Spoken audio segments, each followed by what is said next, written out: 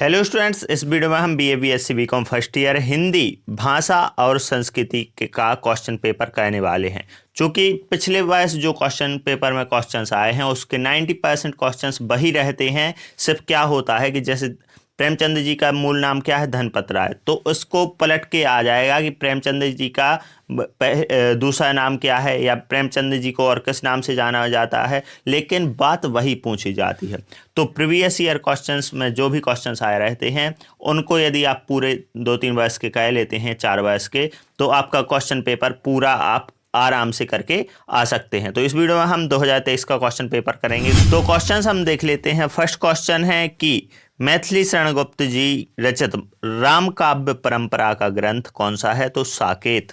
निम्नलिखित में से कौन सी रचना मैथिली शरण गुप्त जी की नहीं है? तो ये आपको बताना है कि कौन सी रचना नहीं है। अनंत, यशोधरा, रंगभंग, रामचंद्रिका।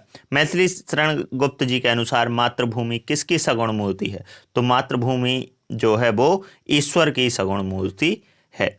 नेक्स्ट क्वेश्चन है, जिसकी रज में लोट लोट कर बड़े हुए हैं, काव्य पंक्ति में जिसकी जो है वो सर्वनाम किसके लिए प्रयुक्त हुआ है? तो मातृभूमि के लिए प्रयुक्त हुआ है। नेक्स्ट क्वेश्चन पर आ जाते हैं। तो नेक्स्ट क्वेश्चन है, मैथिली शरण गुप्त जी का जन्म कहाँ हुआ था? तो चिरगांव में इनका जन्म हुआ था। तो इसको भी कई प्रकार से पूछा जा सकता है। प्रेमचंद जी का मूल नाम क्या था? धनपत राय है। प्रेमचंद जी हैं आरंभ में उर्दू में किस नाम से लिखते थे? जो आरंभ में उर्दू में किस नाम से लिखते थे? तो नवाब राय। पीर और मिर्जा का शतरंज खेलना क्या बताता है? दोनों अच्छे खिलाड़ी थे, उस युग में शतरंज खेलना लोकप्रिय था, या उस युग के उच्च वर्ग के लोग विलासी थे? तो उपयुक्त सभी इसका आंसर हो जाएगा। शतरंज खिलाड़ी कहानी आधारित है? तो यथार्थवाद पर आधारित है शतरंज खिलाड़ी कहानी। निम्नलिखित में से कौन सा प्रेमचंद का उपन्यास नहीं है? तो मानस का हंस, ये जो उपन्यास है ये प्रेमचंद जी का नहीं है। सेवा सदन, निर्मला, गोदान, ये सभी इनके उपन्यास हैं। शरद जोशी का जन्म कहाँ हुआ था? उज्जैन में हुआ था। शरद जोशी किस विधा के लेखन में अधिक प्रसिद्ध हुए थे? तो व्यंग विधा के लेखन में शरद जोशी जो हैं वो प्रसिद्ध हुए थे। जीप पर सवार इल्लियां पाठ का व्यंग किस पर आधारित है? तो जीप पर सवार इल्लियां जो है वो उपर्युक्त सभी, धार्मिक व्यवस्था पर भी, राजनीतिक व्यवस्था जो अधिकारी वर्ग है उस पर भी उन्होंने कटाक्ष से इसमें बताया है, और जो राजनेता हैं उन पर भी, तो धार्मिक, प्रशासनिक और राजनीतिक तीनों व्यवस्थाओं पर। किसान को जीप में क्या रखने को कहा गया है? तो हरे चना रखने को कहा गया है। मुझे खेतों में अच्छा लगता है, यहाँ सचमुच जीवन है, शांति है, सुख है, यह किसका कथन है? तो यह लेखक का कथन है। महाभारत के किस अध्याय में रामकथा का वर्णन है? तो इसका आपको आंसर देना है कि किस अध्याय में महाभारत की राम कथा का वर्णन है। निम्नलिखित में से किस कवि ने राम काव्य की रचना की है? मैथिली शरण गुप्त जी ने राम काव्य की रचना की है। अपभ्रंश भाषा में रचित पौमचर्यु की रचना की है किसने? स्वयंभू ने पौमचर्यु की रचना की है, कवि स्वयंभू ने।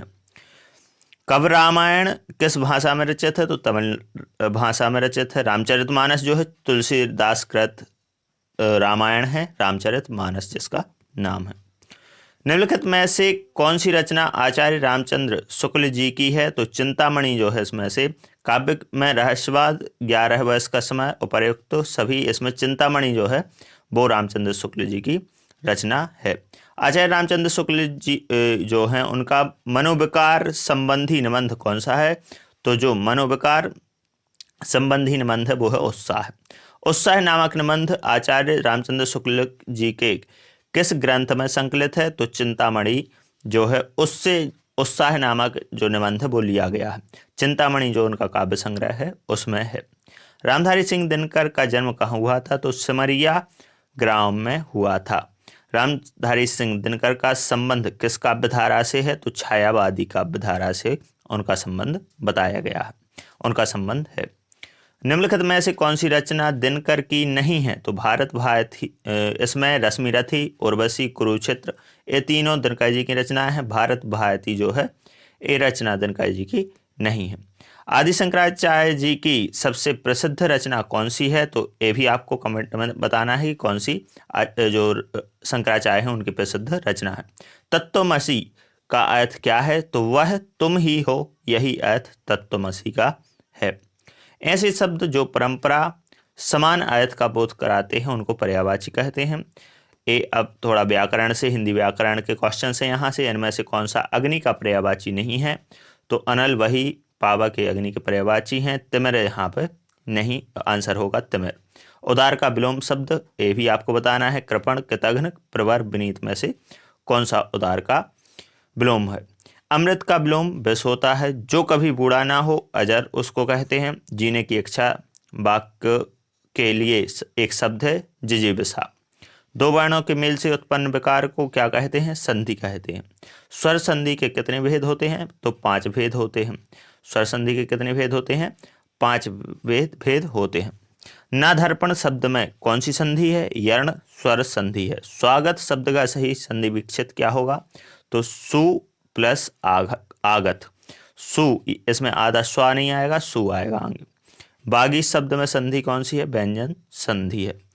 धर्म को साधारण भाषा में क्या कहना चाहिए? तो उपर्युक्त सभी, न्याय, कर्तव्य, कर्म, सदाचरण, ये तीनों। अहम ब्रह्मास्मि जो सूत्र है वो क्या किसका संबंध दर्शाता है? तो अद्वैतवाद का जो संबंध है अहम ब्रह्मास्मि से है। यह वाक्य आदि शंकराचार्य जी ने दिया था। अहम ब्रह्मास्मि यानी मैं ही ब्रह्म हूँ। अद्वैतवाद से इसका संबंध है। भाषा के विविध रूपों में नहीं है। अब ये भी आपको बताना है इसका आंसर।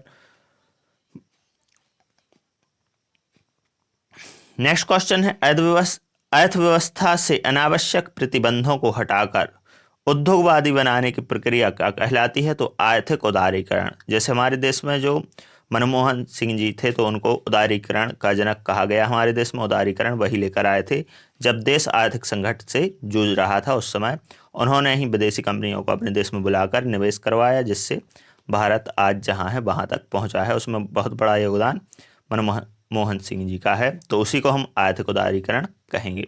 अवधारणा को समझा जाता है अर्थ की संज्ञात्मक इकाई।